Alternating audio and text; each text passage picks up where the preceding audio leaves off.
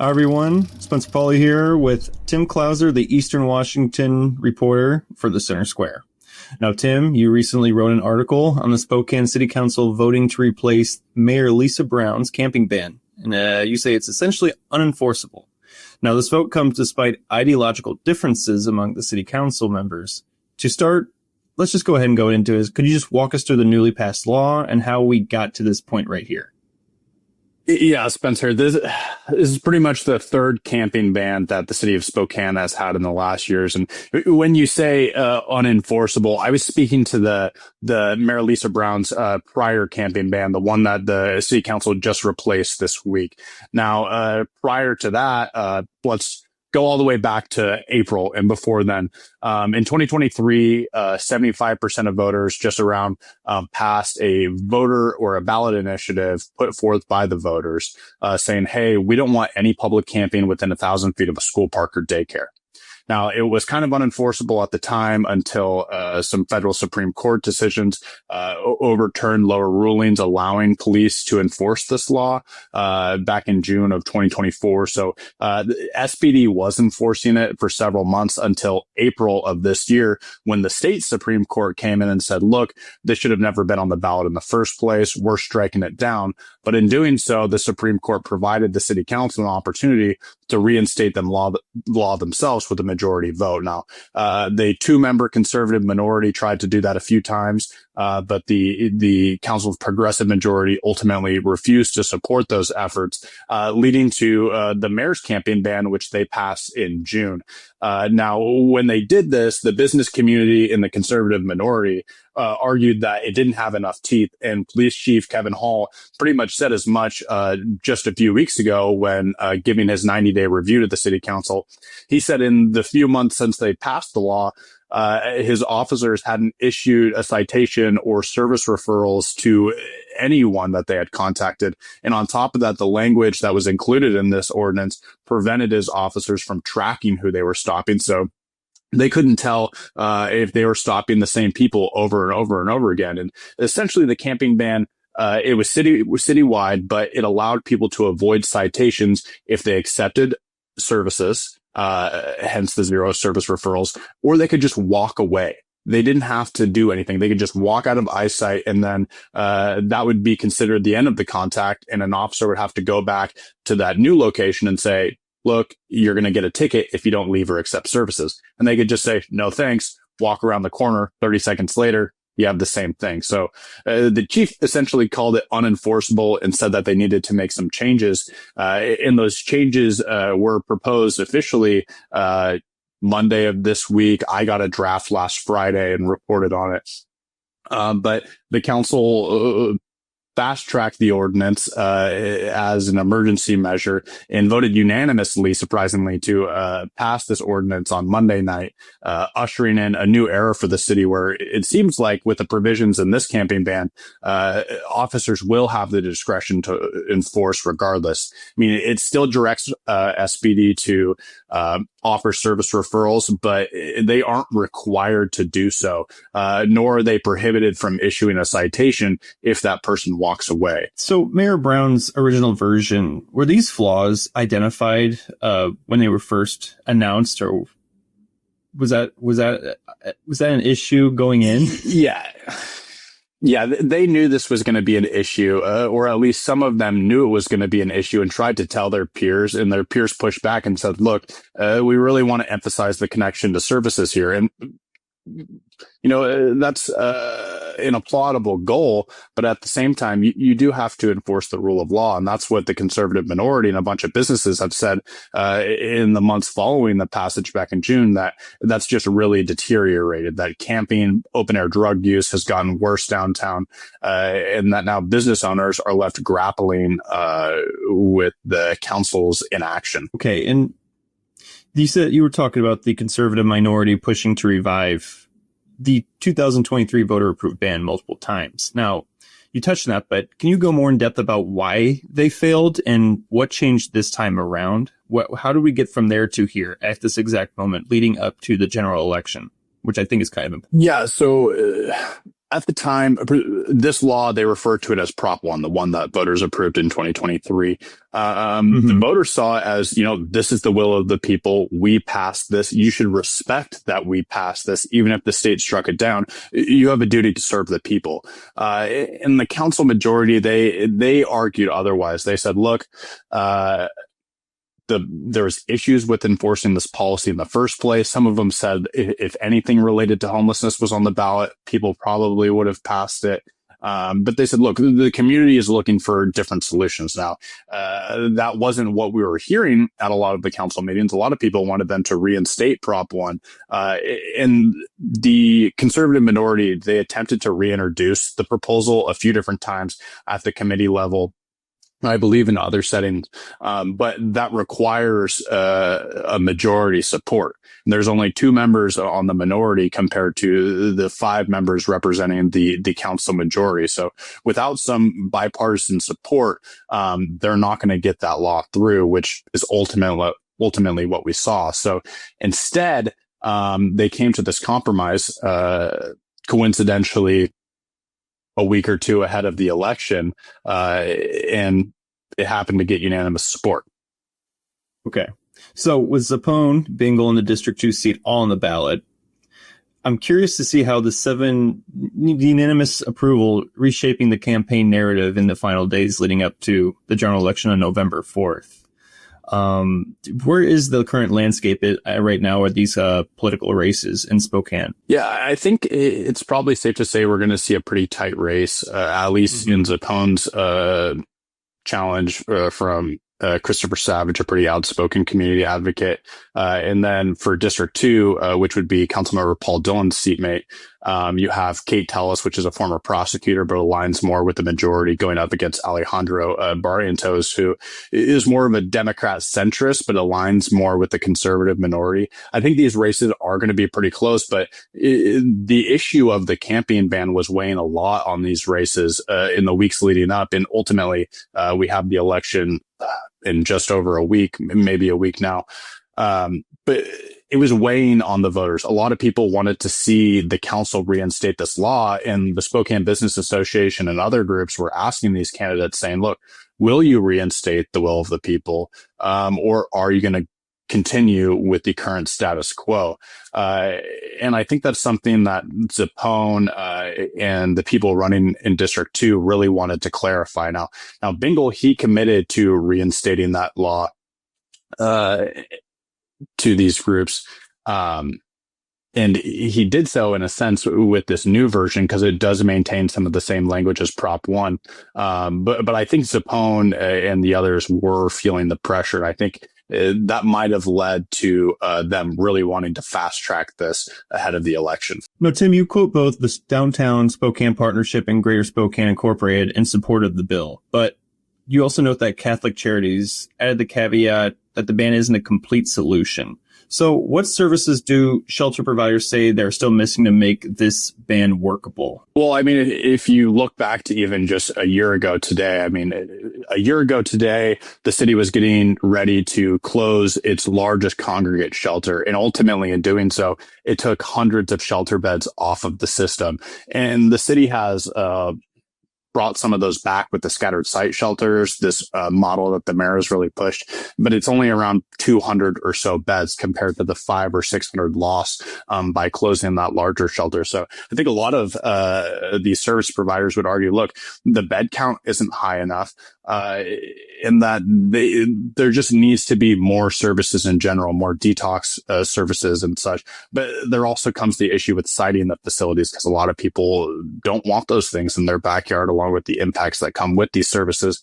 But that's kind of a mission that the Downtown Spokane Partnership, Greater Spokane Incorporated, Catholic Charities, and all these other organizations are trying to solve with this new regional task force that also went underway at the end of last month or at the beginning of this month. And the goal with that task force is to come back with a proposal to fund facilities like this, including a new jail potentially. And they plan to return with those recommendations, I believe, by next spring. These are all issues I think we're seeing all over Washington state. This is what I cover, trying to find that balance between getting people the services they need, but also just addressing the public safety issue that arises with homelessness, right? And so there is this lack of behavioral health services, shelters, any kind of supportive housing for these people in need. And so that's something that we see in Spokane, something we see in Seattle, and all over in between. So, Tim, my last question to you here is, so this ordinance now gives police officers discretion, and it still emphasizes referrals, but I'm curious, once the political heat cools, what metrics could residents look for to see if this is actually moving the needle in addressing homelessness? Is it just passing the eye test, seeing a lack of visible homelessness on the streets? What are your thoughts? Well, they did bake in some reporting requirements into the proposal before passing. So I believe SPD will return to the council maybe quarterly or somewhere around there to provide updates on enforcement and how the service referrals and everything are going. So the council will be tracking this moving forward. It's not like they're just passing the policy and saying, look, let's see where things go from here. But I think you do bring up a good point in that a lot of the criticism in the last year has been around visible homelessness. And a lot of people correlate with low or little to no enforcement of the prior camping bans to the rise in visible homelessness. And at the same time, you got to look at this and say, look, even if they're issuing citations to every homeless person they see on the street, unless they have outstanding warrants for, say, violent or more, other offenses that might necessitate a larger police response, these people aren't going to jail. They're going to get a citation. They're going to go through maybe a therapeutic court or a lower level court, and they're going to be right back out on the street. So the citations doesn't really alleviate the visible homelessness. It might push it to other parts of the city where it's less visible, whether that be the other neighborhoods or under viaducts and such. But it really is going to be the ability to get these people into services that really, I think, will move the needle in the long run. So when Catholic Charities says this isn't the complete solution, I think that makes sense. And I think it's just something that, this camping ban is a big part of the equation, but it's only one part of the equation that the council will need to consider moving forward as they continue to address the homelessness crisis there. About a recent story of hers and part of a larger piece of coverage that independent journalist Brandi Kruse has touched on recently as well, breaking the story earlier this week. Essentially, this state housing program that provides grants to the minority community so that they can get homes has been certain nonprofits and those nonprofit employees. Carlene, there's a whole lot to break down here. Why don't you run us through it all? Yeah, this does go back to the whistleblower here, the woman that I interviewed for my story, who's a local realtor, Corey Orvold. She started raising concerns back in January of this year and trying to get some media attention to this. But it is a complicated story. She's a realtor. She is half Black herself, and she had some clients that she wanted to be able to take advantage of the Community Reinvestment Program. You mentioned it is a race-based program. Certain minority groups, Blacks, Hispanics, certain Latinos, are able to get these low interest or no interest loans, debt relief, in some cases, helping them to prevent foreclosure of a property that they may already own. So she wanted her clients, minority clients, to be able to take advantage of it. So she started reaching out to the Community Reinvestment Program run by State Commerce. State Commerce oversees this program, and there are about a dozen different NGOs that help operate the Community Reinvestment Program, and also the related but separate Covenant Homeownership Program, which we've written about extensively at the Center Square. That one's being challenged legally because they exclude, while they allow some minority groups to take advantage of it, they exclude others. Some Asian minority groups, some Jewish groups that also faced housing discrimination in the past are excluded from it. All that to say, she was taking her clients, Corey Orvold was taking her clients to these NGOs and saying, can we apply? And they were saying, well, no, not really. The first 30 days after we get our money this year, only certain groups can apply. There's a few situations that are very questionable. And anybody that knows me knows I'm pretty blunt.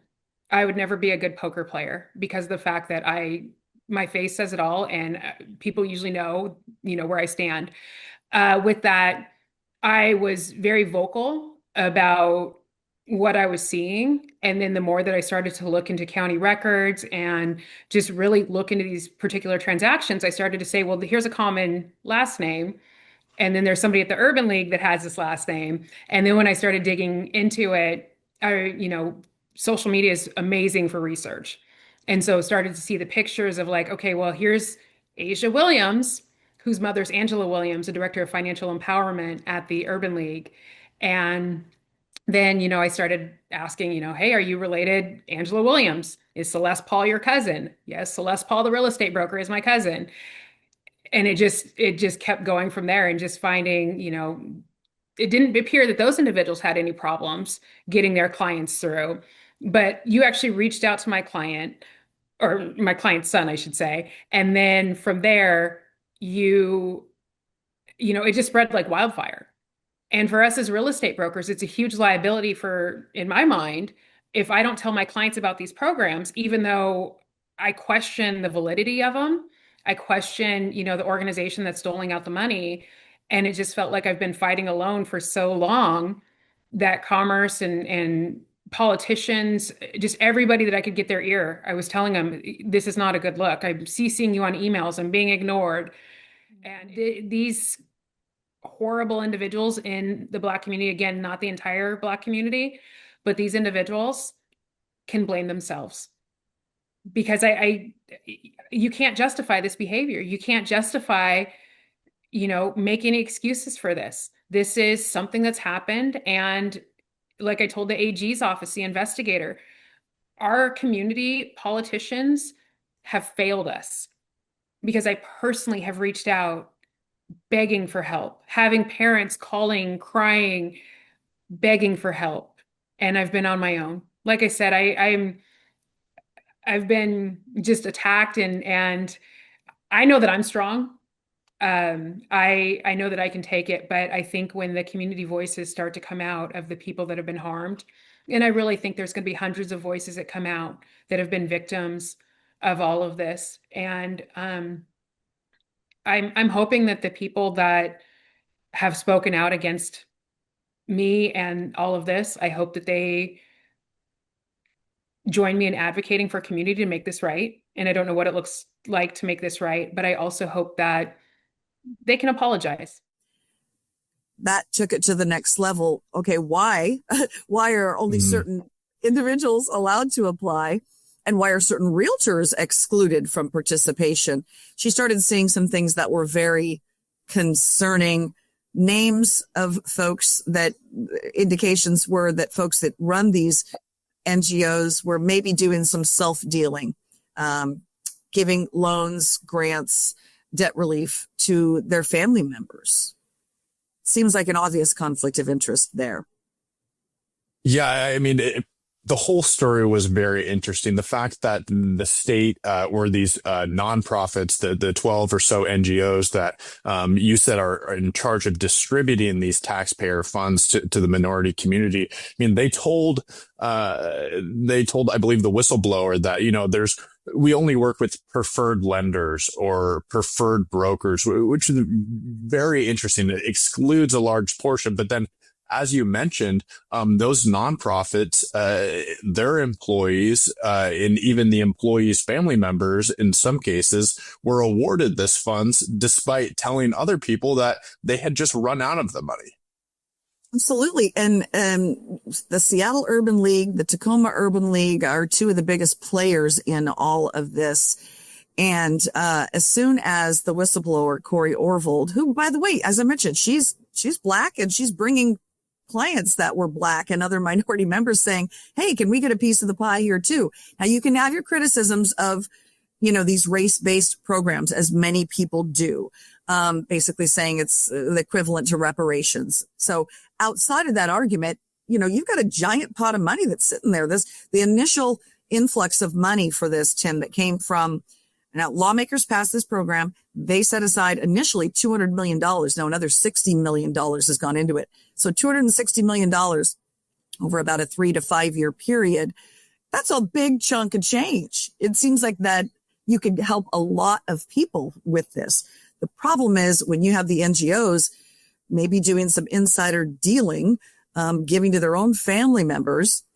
In one case, the Seattle Urban League woman who's in charge of this program made certain that her own daughter received not only money from the Community Reinvestment Program, but then also a separate program to offer a loan with which she was able to then purchase a very nice vehicle last year, but then also a separate loan from the Covenant Homeownership Program, such that she was able to purchase a home valued at more than $460,000 and only has a mortgage owed on that remaining of $89,000.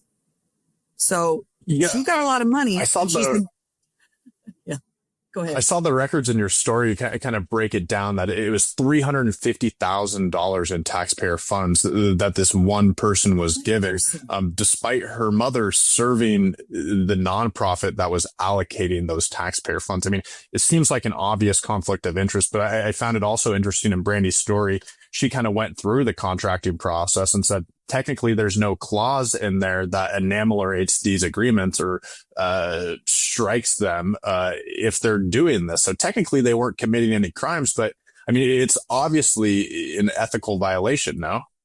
That's the question, and it's more than just an ethical violation based on I was sent a contract from the Washington State Department of Commerce. Again, they oversee all these NGOs. They're kind of washing their hands of it. They know they're probably going to be on the hook now for not having greater oversight, right? Not making sure that these NGOs are operating on the up and up. They sent me the contract. It's like 130 pages or something. And on page 23, it very specifically says they can't be giving loans, debt relief, other, taxpayer funds to family members and friends. It says that on page 23. And I included, that quote in my article this week.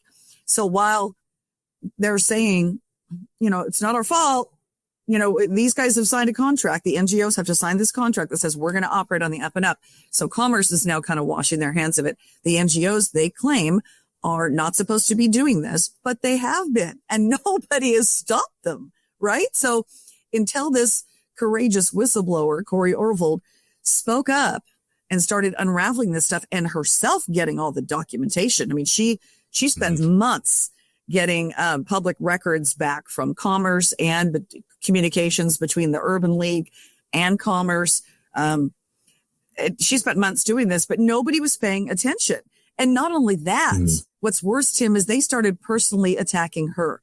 They tried to get her realtor's license yanked by the state, saying that she was out of line with some of the assertions that she was making, because she was complaining, saying, hey, you guys are only using your preferred lenders, your preferred realtors, excluding her clients and giving, as you mentioned, giant chunks of money to very small numbers of individuals. Why not spread that out, right? They could have helped potentially hundreds of more people qualify for these, for these taxpayer funds, instead helping very select few.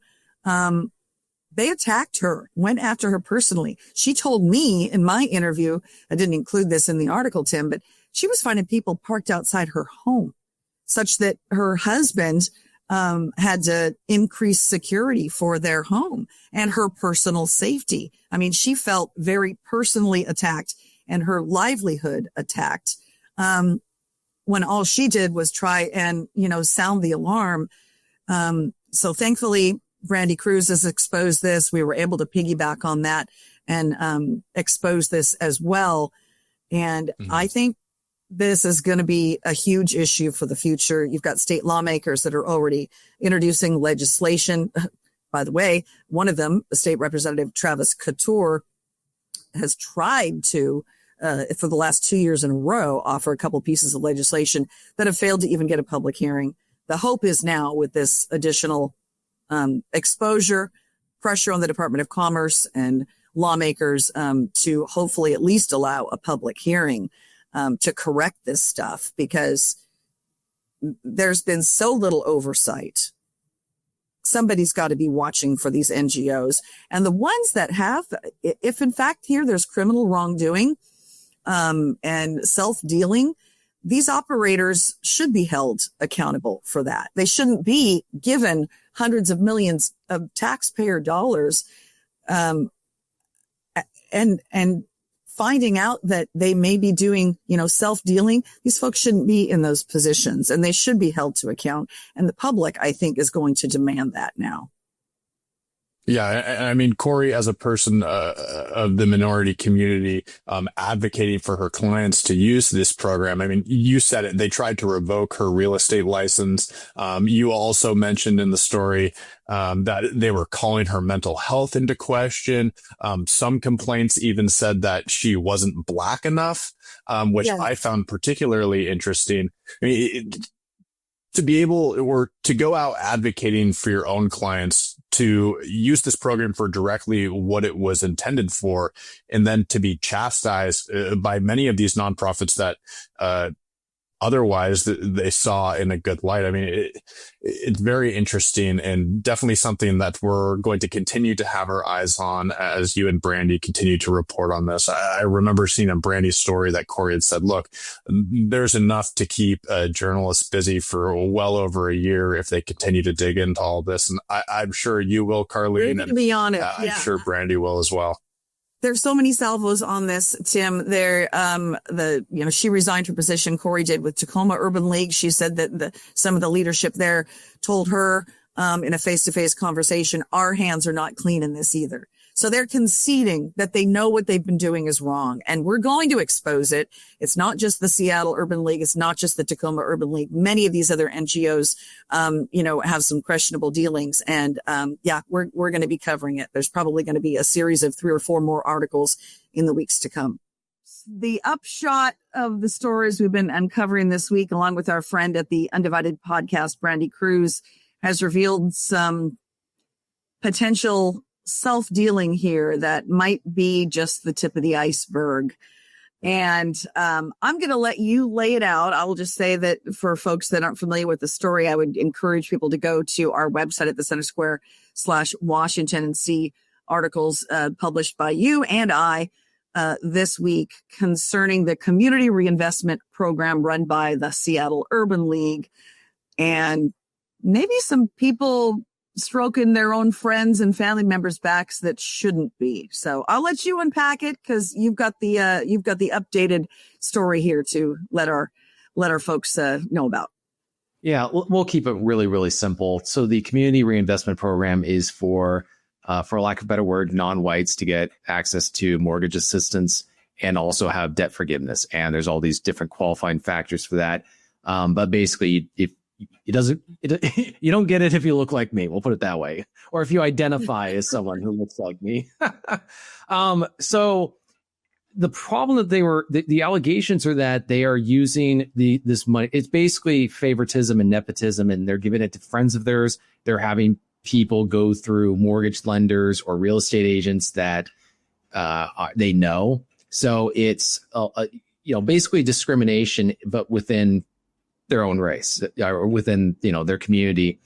And so that's the allegations that are being made. And what's interesting is that there is Representative Travis Kocher, who sponsored 2 bills this session around the same time that this stuff was going on, that he argues would have prevented this stuff from happening. And so it's a little technical, but so one of them, House Bill 2058, would require private entities that receive taxpayer dollars through grants to hire a third-party auditor to conduct an audit of how the money is spent. So it would basically be like the same way our state auditor audits state agencies to make sure that they're spending the money appropriately and comes up with ways for them to, better spend their money.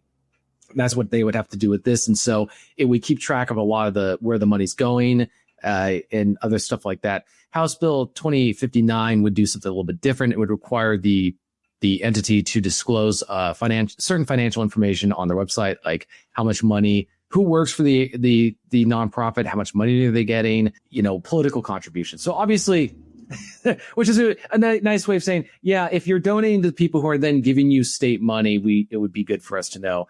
And so Kocher told me effectively he didn't need to know that this was going on to know that it's a big problem in the state.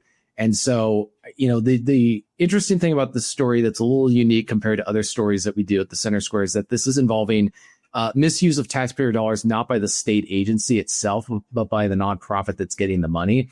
And unlike state agencies, we can't file public records requests with the nonprofit. All their internal communications is private.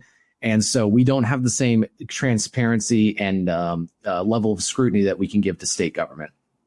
Well, it takes a while to get those records, as you probably know more than any other reporter. I filed Center Square here. Yeah. Go ahead.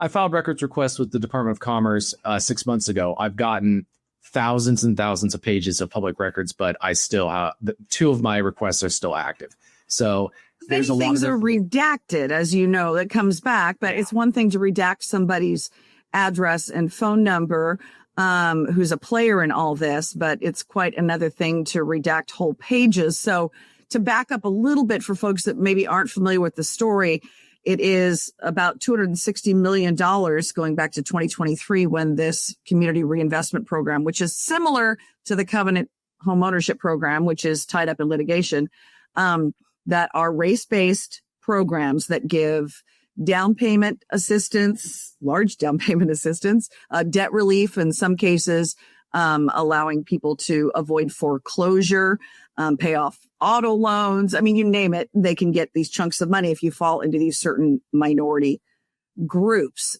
So that lawmakers decided on this. They gave Commerce the big chunk of change. And then Commerce decided which of these NGOs, including the Seattle Urban League and others, would get that money to send out and sign off on these applications for folks that are asking for a chunk of the change. Is that accurate? Yeah. And one of the questions to be asked at some point is, so there's misuse of this money, like putting aside the ethical, legal implications of having a state program that only people of certain races qualify for. How do they determine whether it's interesting because I was going through documents just before we started recording.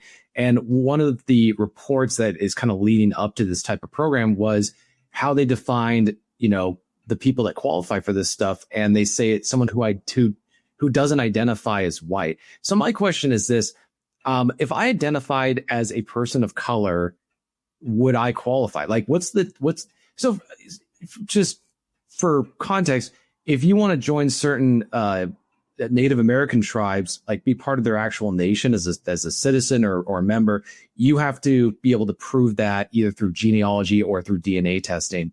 Do they have to do that?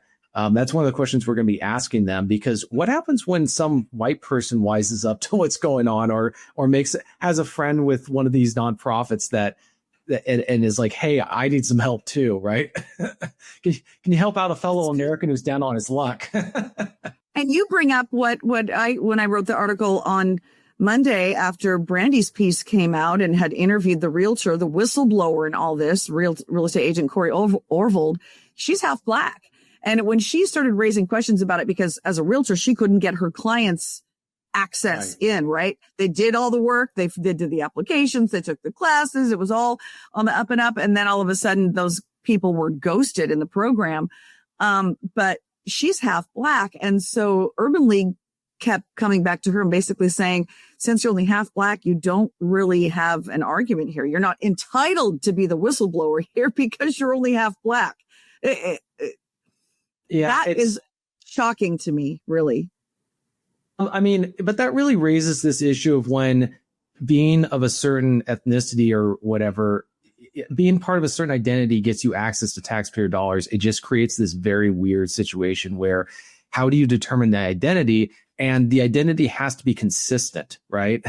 I've always said that if you want to know the true identity of anything, find out who's responsible for it, right? So that's where we're going to be doing follow-up stories, but this is a question I'm going to be asking is that because there's got to be more programs that are race-based qualify, meaning,